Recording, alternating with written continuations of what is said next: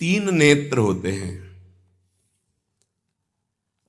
एक होते हैं ये चक्षु इंद्रिय, जिसे आप देख रहे हैं, नेत्र कहते हैं।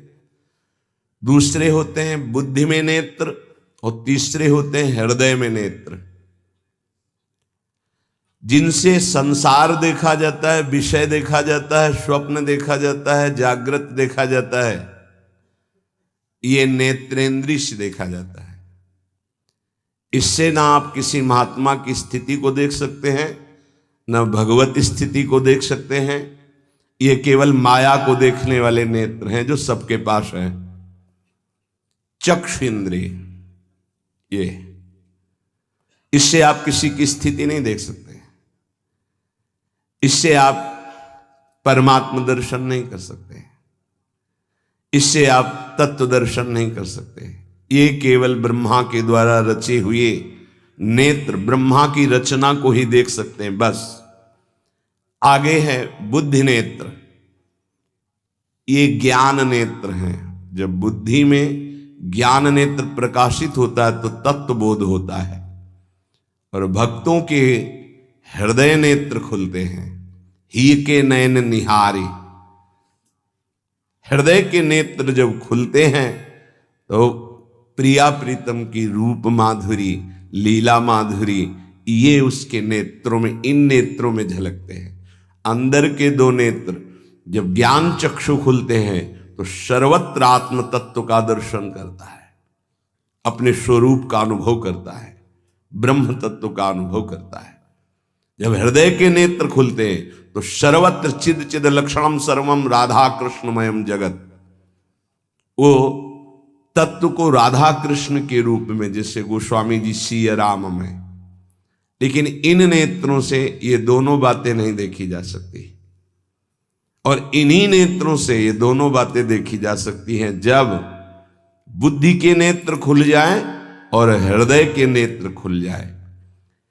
उपासक हृदय के नेत्र खोलने का प्रयास करें। वो पहले आहार शुद्धि करे, बहुत भोजन शुद्ध। बड़ी कृपा है, आकाशवृत्ति से जीवन चलता है, श्री जी को भोग लग करके मिलता है, परम पवित्र है। अब जो बात करें, पाते समय उपास्य देव के सिवा अन्य कोई विचार नहीं रह जाना चाहिए। ये ध्यान उपासक दे।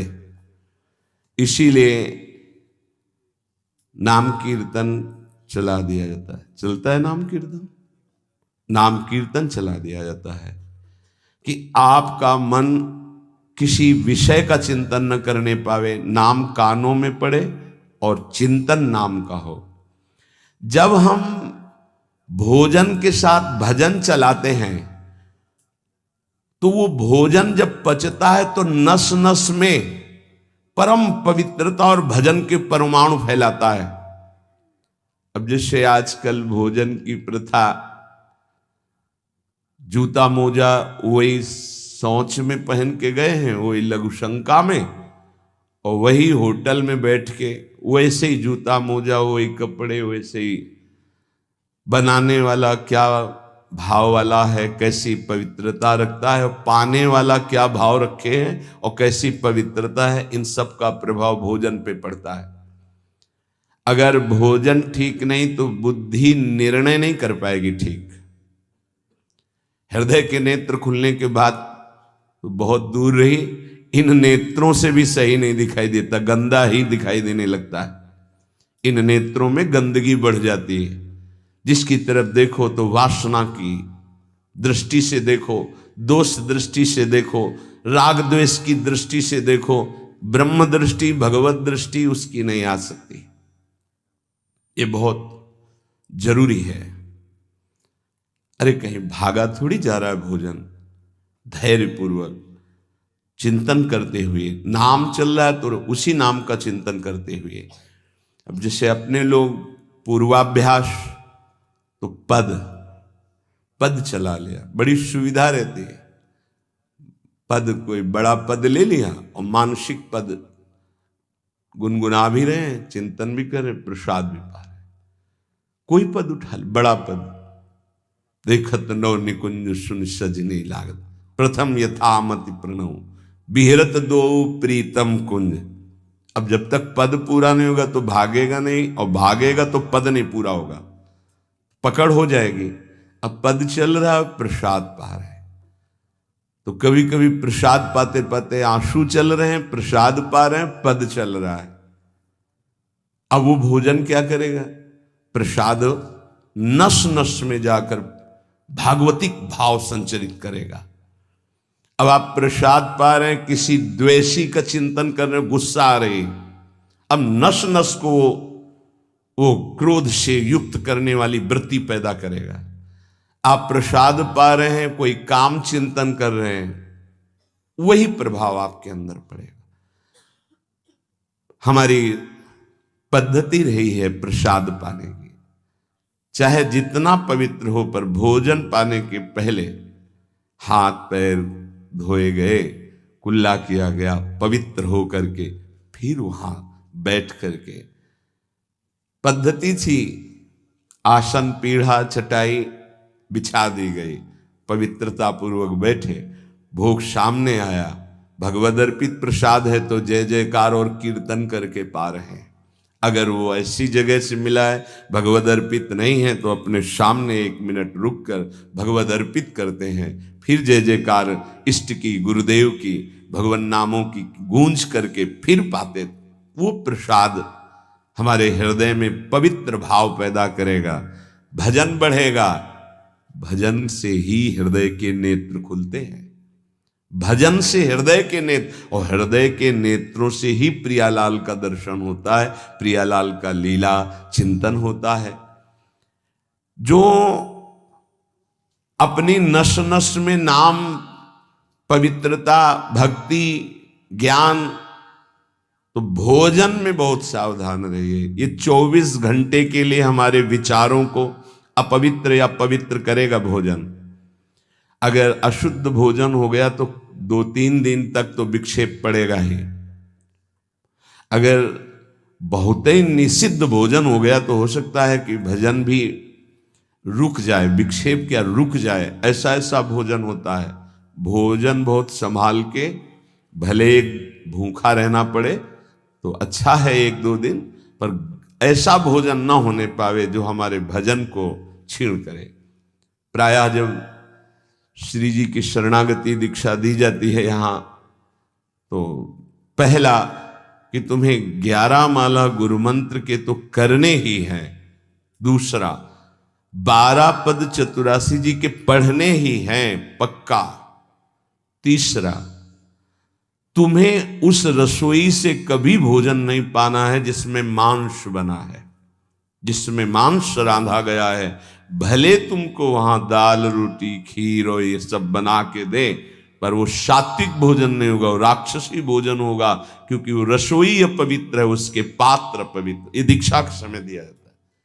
चौथा, जो तुम्हारे उपासना की, इष्ट की, गुरुदेव की, संतों की, भगवत स्वरूपों की निंदा करे, वो चाहे रिश्तेदार, नातेदार, चाहे कोई भी हो, हम उससे संभाषण बैठकर नहीं करेंगे, कान में उंगली डालकर राधा राधा बोलकर चले जाएंगे। ये दीक्षा के समय शिक्षा दी जाती है।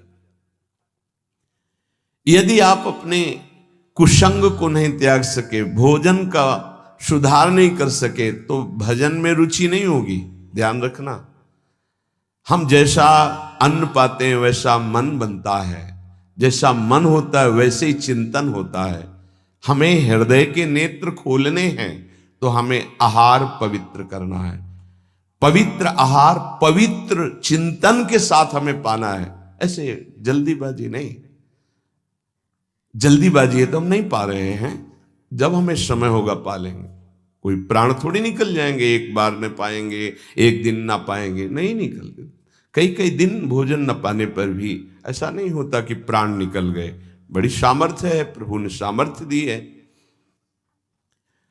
उपासक सावधान रहे कहीं प्रसाद पाते समय कोई ऐसा दृश्य, ऐसी वार्ता न कर बैठे जो भजन में बड़ी हानि पैदा कर दे। जैसे आप मोबाइल रख लिए और आप ऐसे दृश्य देख रहे हो जो आपका सर्वनाश करने वाले हो, भोजन पा रहे हो, तो आप निश्चित समझ लेना, निश्चित भ्रष्ट हो जाओगे, आगे नहीं बढ़ पाओगे, गिर जाओगे।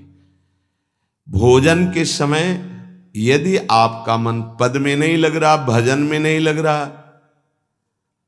तो जैसे यंत्र है आपके पास, तो चतुरासी जी लगा दीजिए, सत्संग लगा दीजिए। आपका चिंतन बनना चाहिए भागवतिक, कोई गलत चिंतन नहीं। और अगर कोई पास बैठा है तो वार्ता नहीं होनी चाहिए। भोजन के समय वार्ता निषेध है, वो वार्ता का समय नहीं, वो एकाग्रता पूर्वक पूरे 24 घंटे के लिए हम अपने विचार पावन करने के लिए बिल्कुल मौन होकर के भगवत चिंतन या भगवत श्रवण करते हुए प्रसाद पावे।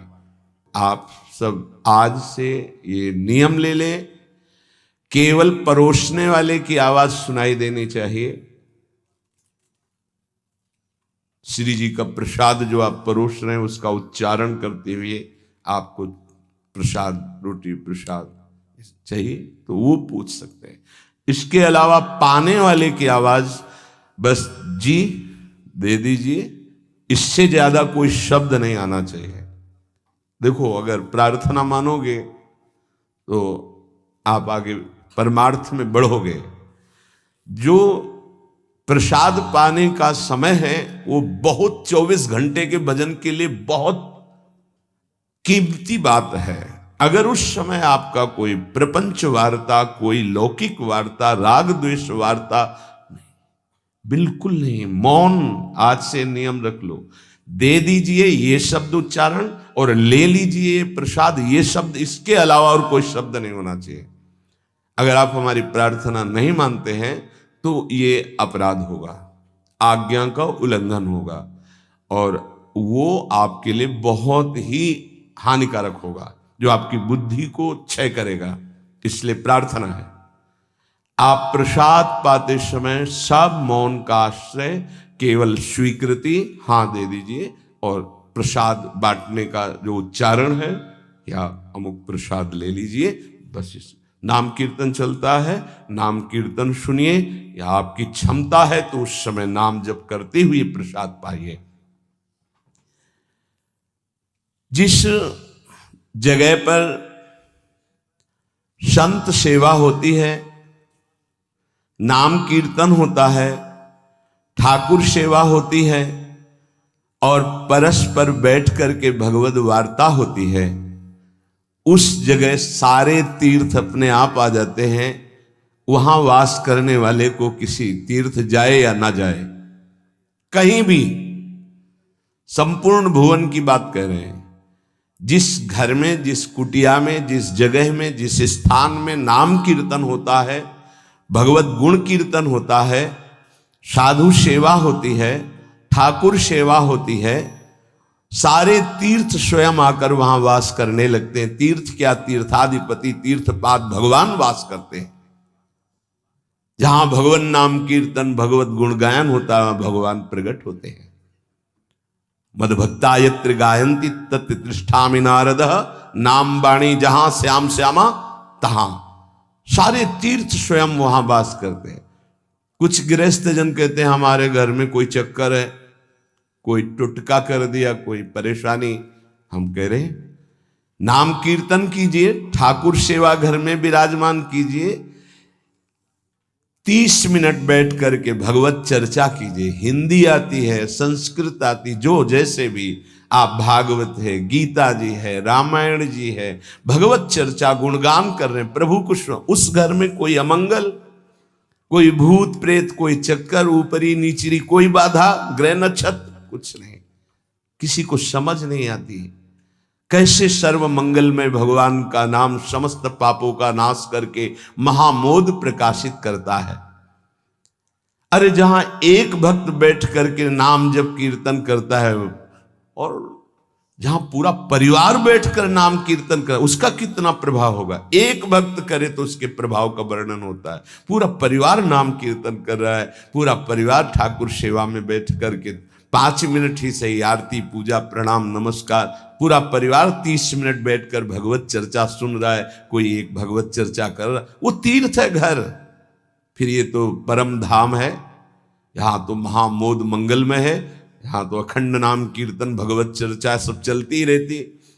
आपको सावधान रहना, जो एक बार आदेश हो जाए उसका उल्लंघन ठीक नहीं है, और उसको तत्काल लागू किया जाए। अगर नहीं किया जाता तो उसे प्रमाद स्थिति कहते हैं, और फिर बुद्धि भ्रष्ट हो जाती है। कोई भी, चाहे वो साध्वी हो या उपासक हो, साधु हो, आज्ञा का उल्लंघन करने का स्वभाव ना डाले, नहीं तो प्रमाद स्थिति घसीट ले जाएगी। आज से जहां प्रसाद पाना प्रारंभ होता है और प्रसाद आचमन करने तक मौन, फिर हमें वार्ता ही किसी से करनी। प्रसाद पाने के समय वार्ता, ये तो हमें बात समझ में ही नहीं आई। उस समय कौन सी संगोष्ठी होती है, उस समय कौन सा प्रसंग होता है प्रिया प्रीतम के लीला चरित्र का। उस समय तो हम प्रसाद का स्वाद लेते हैं, उच्छिष्टामृत भुक्त वैव, प्यारे जू ने पाया है, और नाम कीर्तन करते हैं। तो हमारे हृदय के नेत्र खुलेंगे, तभी तो हमारी भजन में रुचि बढ़ेगी। जब हमारा प्रसाद पाते समय भजन होगा, बहुत ध्यान देने की बात है ये। अगर प्रसाद पाते समय प्रपंच, तो 24 घंटे प्रपंच चिंतन चलेगा। अगर प्रसाद पाते समय राग द्वेष की चर्चा, काम क्रोध की वार्ता, तो हृदय मलिन हो जाएगा। हम प्रसाद पाते हैं पवित्रता के लिए, प्राण पोषण के लिए, तो प्राण पोषण और पवित्रता दोनों होगी भगवत चिंतन से।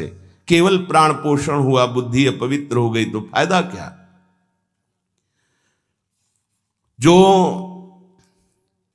नाम जप करता है उसको कभी ये चिंता नहीं करनी कि अब हमारे जो पूर्व पाप हैं वो कैसे नष्ट होंगे। वज्रम पाप मही भृताम, जैसे पर्वत को चूर चूर करने के लिए देवराज इंद्र जब वज्र का प्रहार करते हैं तो वो धूल हो जाता है, ऐसे ही पहाड़ जैसे भी पाप हों और नाम जप करे तो नाम जप क्या करता है, वज्र के समान उस पहाड़ जैसे पाप पर टूट पड़ता है और उसे धूल धूसरित कर देता है। वज्रम पाप मही भृताम, हमें नाम पर ध्यान देना है। कैसे नाम जब छूट जाता है उपासक होकर भगवत प्राप्ति का लक्ष्य बना के, और तुम्हें चैन है, इसका मतलब है आपका लक्ष्य भी भजन भगवत प्राप्ति नहीं बना, नहीं तो चैन के तद विस्मरणेन परम व्याकुलते थे। भगवत द्रोद्रेकस्य सिद्धौषधम, ये नाम संसार रोग के आवेश को शांत करने की सिद्ध औषधि है। जासु नाम भव भेषज, ये भगवान नाम ये भव रोग की अचूक औषधि है। अर्थात नाम जापक को भी ये भी चिंता नहीं करने की हमारा कल्याण होगा कि नहीं, नाम चल रहा है, ये हमें भव समुद्र से पार ही नहीं, भव समुद्र को सुखा देगा। नाम लेत भव सिंधु सुखाही, करो विचार सुजन मन माही। पाप के पर्वत को वज्र की तरह नाम टूटकर धूल धूसरित कर देता है और भव समुद्र को सुखा देता है। पार जाने की जरूरतें नहीं, खत्म ही हो जाता है, कल्याण की चिंता नहीं। मिथ्या ज्ञान निशा विशाल तमसस् तिगमांशु बिंबोदय, ये नाम अज्ञान रूपी घोर अंधकारमयी रात्रि के नाश के लिए भगवान भुवन भास्कर सूर्य के समान है। उपासक को भी ये भी चिंता नहीं करनी कि हमें तो कोई ज्ञान नहीं है, हमारे अंदर तो अभी बड़े आकर्षण है संसार के, अविद्या है। बिल्कुल चिंता मत करो, नाम जब चल रहा तो जैसे घोर अंधकार रात्रि में है, सूर्य उदय होते ही वो सब नष्ट हो जाता है, ऐसे नाम जापक के हृदय का अज्ञान अंधकार नष्ट करने के लिए भगवान नाम सुंदर ज्ञान प्रकाश कर देते हैं। अन्य उसे कोई पढ़ने लिखने की आवश्यकता नहीं पड़ेगी। नाम जब से अपने, जैसे कल आप सत्संग में ध्यान दीजिए, सुन रहे थे कि जिसका अंतःकरण शुद्ध हो जाता है, जो राग द्वेष रहित महात्मा है, बिना पढ़े सारे वेदों का अर्थ उसके हृदय में स्फुरित हो जाता है। मिथ्या ज्ञान निशा विशाल तमसस तिग्मांश बिंबोदयः। अज्ञान रात्रि के घनीभूत अंधकार के नाश के लिए प्रभु का नाम सूर्य के समान है। क्रूर क्लेश मही रुहा मूर्तर ज्वाला जटालह सिखे। ये क्रूर कर्म कराने वाले, काम क्रोध लोभ मोह मद मत्सर, इनका जंगल है। इस जंगल को नष्ट करने के लिए दावाग्नि के समान नाम है। इसको भस्म कर देगा, सारे विकारों को भस्म कर देगा नाम। क्रूर क्लेश मही रुहा मूर्तर ज्वाला जटाला सिकी। जैसे प्रचंड दावानल पूरे वन को भस्म कर देता है, ऐसे नामाग्नि समस्त विकारों को भस्म कर देती। हमको ये भी चिंता नहीं करनी कि हमारे अंदर विकार काम क्रोध लोभ मोह मद मत्सर है। नाम चिंतन करो, चिंता नहीं। द्वारम निर्वृत्ति सन्मनो विजयते कृष्णेति वर्णद्वयम। ये परम शांति परमानंद का द्वार खुल गया यदि जिह्वा पे कृष्ण कृष्ण कृष्ण राधा राधा राधा राम कृष्ण हरि, जो नाम गुरुदेव ने दिया, अगर वो नाम चल रहा है तो अब चिंता भी नहीं करनी कि हमारा परम पद मिलेगा, कल्याण होगा कि नहीं। नहीं, द्वार में प्रवेश कर गए। जिह्वा पे नाम मतलब द्वार में प्रवेश कर गए। महाराज जी, लोग तो कहते हैं कि जिह्वा से नाम जप करने से कोई लाभ नहीं मिलेगा। कहते कर में तो माला फिरे, जीव फिरे मुख माही, मनुआ तो चहुदिस फिरे, यह तो सुमिरन नाही। कुछ लोग कहते हैं हाथ में माला चल रहा है, जीभ में नाम चल रहा है, मन संसार में घूम रहा है, इससे तो कोई लाभ मिलेगा नहीं। तो महाराज जी, प्रायः नाम जब तो ऐसे ही होता है प्रारंभ में, तो उसको तो कोई फल ही नहीं मिलेगा। अरे ऐसा कहने वालों की बिल्कुल बात मत सुनो। पूज्य उड़िया बाबा, ऐसा कहने वालों की बिल्कुल बात मत सुनो, उन्हें कहने दो। वो क्या जाने, नाम में अपार सामर्थ्य है। जिसकी जिह्वा में नाम स्मरण चल रहा है तो मन लगे ना लगे उसको फल अवश्य मिलेगा। ये बात, इसीलिए भगवत प्राप्त महापुरुषों के वचनों को समझना चाहिए। अब कौन सा दोहा कहां से उठा के कैसे, अब अगर ये दोहा नए साधक को सुनाया जाए कि कर में तो माला फिरे और जीभ फिरे मुख माही और मनुआ तो चौदिस फिरे, ये तो सुमिरन नाई। तो जो शुरू किया वो भी रख देगा माला कि फल ही नहीं मिलना, तो हम क्या करें। पूज्य राधा बाबा, तुम चिंता मत करो, तुम मशीन की तरह जीभ से शुरू करो राधा कृष्ण राधा कृष्ण राधा कृष्ण राधा, बाबा के वचन, फिर तुम देख लेना। गोस्वामी जी कह रहे तुम चिंता मत करो। राम नाम मणिदीप धर जीह देहरी द्वार, तुलसी भीतर बाहरो जो चाह सुझियार। हमको वो बात समझनी है जो बड़े बड़े महापुरुष कह रहे हैं। ऐसे लोगों की बात देखो, बाबा ने पहला शब्द उत्तर में ऐसे कहने वालों की बिल्कुल बात मत सुनो, उन्हें कहने दो, क्या जाने नाम में कितनी अपार सामर्थ्य है। अहो वत्स पचतो गरीयान यज्जिभ्याग्रे वर्तते नाम तुभ्यम, ना कि मनसाग्रे लिख देते ना, मनसाग्रे यह जिभ्याग्रे, जिभ्या में जिसके आपका नाम विराजमान हो गया वो चांडाल भी जगत पूज्य बन जाता है। अहो वत्स पचतो गरीयान, वो सर्वश्रेष्ठ हो जाता है। भजन करना है, निरंतर भजन करना है, मन लगे ना लगे तुम्हें इसकी परवाह नहीं करनी। जो तुम्हारी जिह्वा से नाम निकल रहा है वो फल दे के रहेगा, ये बैठा लो हृदय में। केवल जिह्वा से तुम भजन करना प्रारंभ करो, फिर देखना मन लगने की बात जाने दो, मन नाममय हो जाएगा, अपने आप नाममय हो जाएगा। जब हम अधिक समय तक विषय चिंतन करते हैं तो मन विषयमय हो जाता है। जब अधिक समय तक हम नाम जपते हैं तो मन नाममय हो जाता है। इसलिए तुम ऐसी बातें मत सुनो, निरंतर नाम जपने का अभ्यास जिह्वा से ही करो, तुम्हारा मन भगवदाकार हो जाएगा। तो महाराज जी सुनते हैं भगवदाकार वृत्ति बड़ी महिमामयी है, तो ये कैसे आती, कैसे भगवदाकार वृत्ति आती है? तीव्र अभ्यास और निरंतर स्मरण से। जब क्षण क्षण में वृत्ति हमारी भोगों की तरफ जाती है, उस वृत्ति को हटाकर हम नाम में लगाते हैं तो नामाकार वृत्ति, एक एक वृत्ति जब नाम में लगने लगती, नामाकार वृत्ति प्रभु के रूप में लगने लगती तो भगवदाकार वृत्ति, तत्व चिंतन में लगती है तो ब्रह्माकार वृत्ति। इसलिए विशेष प्रयत्नशील उपासक वृत्तियों को भगवदाकार कर लेता है। प्रयत्नशील, बार बार मन संसार में जा रहा है, उसे हटाकर नाम में लगाते हैं, बार बार नाम में लगाते हैं, धीरे धीरे वृत्तियां नाम में हो जाती हैं। जब स्वतः एक एक वृत्ति नाम में हो जाती है तो भगवदाकार, मंत्राकार, नामाकार, ब्रह्माकार ऐसे शब्दों से कहा जाता है। ये केवल बातें बनाने से नहीं होता, पुरुषार्थ, तुम्हें भगवत कृपा से सामर्थ्य मिली है ऐसी।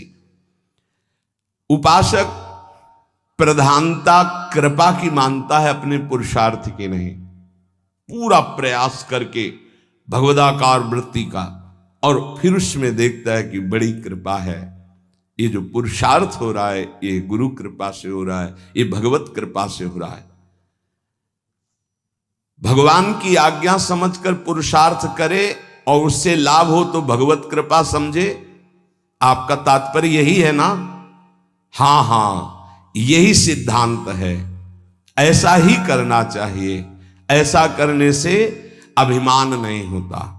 क्या कि प्रभु की आज्ञा है कि मनुष्य जन्म में भगवत प्राप्ति करे, गुरु की आज्ञा है कि इस उपासना के करने से भगवत प्राप्ति होती। तो हमें जितना पुरुषार्थ मिला है, सामर्थ्य मिली, हम पूरी सामर्थ्य लगाकर साधना करते हैं, नाम जप करते हैं, पर हम ये देखते हैं कि ये सब भगवत कृपा से हो रहा है। प्रभु की कृपा से ही हमारी भजन मार्ग में रुचि हुई, भजन बना, पुरुषार्थ बना, इस सब कृपा से। तो अभिमान नहीं आएगा। महाराज जी आप तो नाम जपने के लिए कह रहे हैं, लेकिन बहुत से विद्वान लोग नाम नहीं जपते। क्यों नहीं जपते? भैया नाम जप करना तुमने कोई साधारण समझ रखा है? भगवत कृपा के बिना भगवान नाम नहीं लिया जा सकता।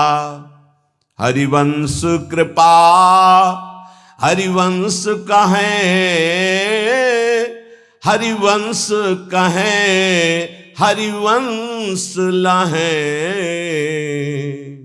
हरिवंश कृपा, हरिवंश कहें, हरिवंश कहें, हरिवंश लहें। हरिवंश की कृपा से श्री हरिवंश, श्री हरिवंश, जो श्री हरिवंश कहते हैं उनको हरिवंश की प्राप्ति होती है। अर्थात वृंदावन में विराजमान सहचरियों के मध्य में श्यामा श्याम, हा हरि रा राधा बा वृंदावन सा सहचरी, उनकी प्राप्ति होती। हम राधा राधा बोल रहे तो किशोरी जी बुलवा रहे, इसलिए बोल रहे। कृष्ण कृष्ण बोल रहे तो जेई कृष्ण ते नाम, मानो साक्षात भगवान कृष्ण नाम से स्फुरित हो रहे, साक्षात प्रिया जो राधा नाम से हमारी जिह्वा में विराजमान। तो ये जरूरी थोड़ी है कि विद्वान है तो भगवत कृपा पात्र ही है। भगवन नाम भगवत कृपा पात्र जन जपते हैं। भगवत कृपा के बिना नाम नहीं निकल सकता जिह्वा से।